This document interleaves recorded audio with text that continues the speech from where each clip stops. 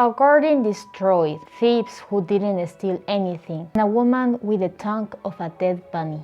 Tixcla, a city in southern Mexico, a silent and small town.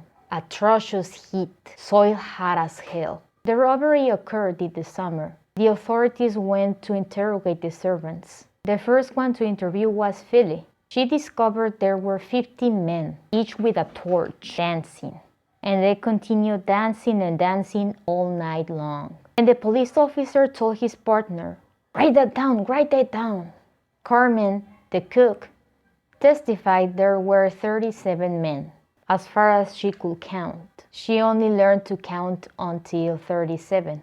But she was sure there were more with machetes, white fire everywhere, according as what she saw as a witness. What else did you see? The men were stepping on the plants. "Write that down, write that down." That was it. He asked Candelaria, the laundress. And what did you see? I slept well, but Philly woke me up and scared me away from sleep. I looked out the window and I saw what they saw. What did you see? I don't want to waste time talking. I have a lot to do. Well, yes, waste of time, but this is important. The laundress gave him a resentful look and muttered to herself. And people say they promote them to do nothing. Now, say what you saw.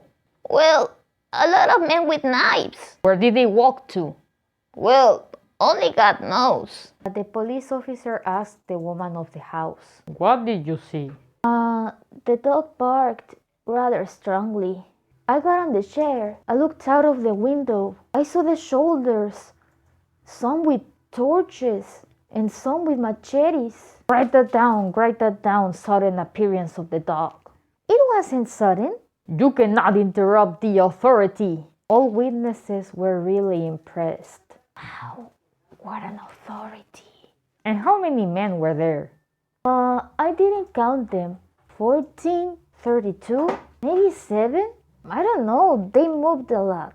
Let's do a visual inspection, he said pompously. The lady of the household, the children, the servants, and curious people went to the back of the garden.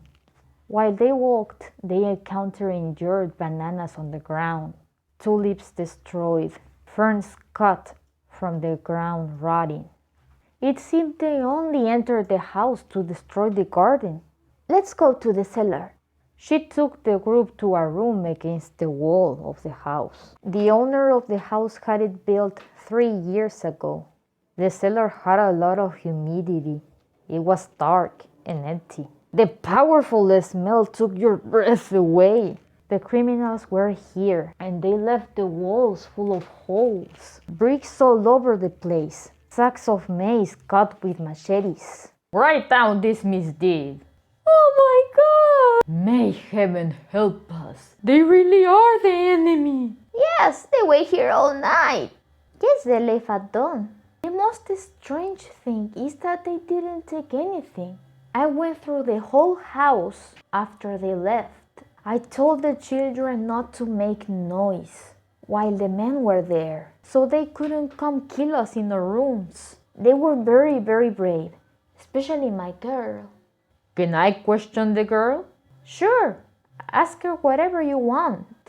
Let's see, Evita. What did you see in the garden? The girl remained speechless. What did you see, darling? Nothing bad is going to happen to you. Well, I saw some men who were burning the garden. Lots of them. I think they were happy. And I also saw... The girl stopped instantly. She bit her tongue and looked down again. What else did you see? Evita bit her mouth. Stubborn. She looked down. Say what else you saw.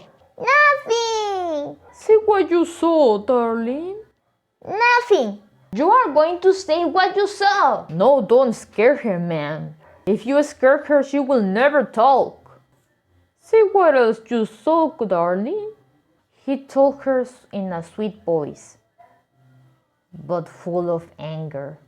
Tell me what you saw. What did those little eyes see? The girl saw him resentful.